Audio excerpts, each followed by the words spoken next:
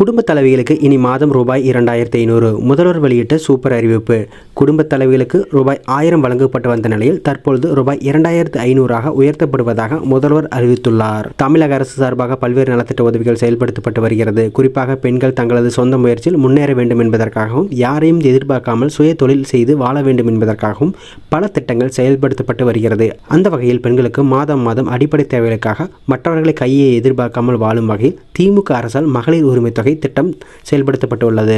அதன்படி மகளிர் உரிமை தொகை திட்டம் கடந்த 2023 ஆண்டு செப்டம்பர் மாதம் 15ஆம் தேதி குடும்ப தலைவிகளுக்கு மாதந்தோறும் ரூபாய் 1000 வங்கி கணக்கில் வரவு வைக்கப்படுகிறது. இந்த திட்டத்தால் மாதந்தோறும் 1,16,00,000 பேரின் வங்கி கணக்கில் மாதந்தோறும் 15ஆம் தேதி ரூபாய் 1000 வரவு வைக்கப்படுகிறது. இந்த திட்டம் பெண்கள் மத்தியில் நல்ல வரவேற்பு பெற்றது மட்டுமல்லாமல் திமுகவின் செல்வாக்கு உயர்ந்துள்ளதாகவே கூறப்படுகிறது.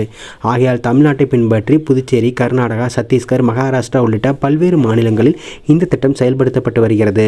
இந்த நிலையில் புதுச்சேரியில் குடும்ப தலைவிகளுக்கு ரூபாய் 1000 வழங்கப்பட்டு வந்த நிலையில் ரூபாய் 2500 உயர்த்தப்படுவதாக அம்மாநில முதல்வர் ரங்கசாமி அறிவிப்பை வெளியிட்டுள்ளார். புதுச்சேரி பட்ஜெட் கூட்டத்தொடர் கடந்த மார்ச் 10ஆம் தேதி துணைநிலை ஆளுநர் கைலாஷ்நாதன் உரையுடன் தொடங்கியது. இதனையடுத்து 2025-26 நிதியாண்டிற்கான ரூபாய் 13,600 கோடி மதிப்பிலான பட்ஜெட்டை புதுச்சேரி முதல்வர் ரங்கசாமி தாக்கல் செய்தார். அப்போது குடும்ப தலைவிகளுக்கு மாதந்தோறும் ரூபாய் 1000 வழங்கப்பட்டு வந்த நிலையில் இனி ரூபாய் 2500 உயர்த்தி வழங்கப்படும் என தெரிவித்துள்ளார். மேலும் 6 முதல் 12 வகுப்பு வரை உள்ள அரசு பள்ளியில் பயின்று உயர்கல்வி படிக்கும் மாணவருக்கு 3 ஆண்டுகளுக்கு மாதந்தோறும் ரூபாய் 1000 ஊக்கத்தொகை வழங்கப்படும். குடும்ப அட்டைதாரர்களுக்காக 2 கிலோ கோதுமை இலவசமாக வழங்கப்படும்.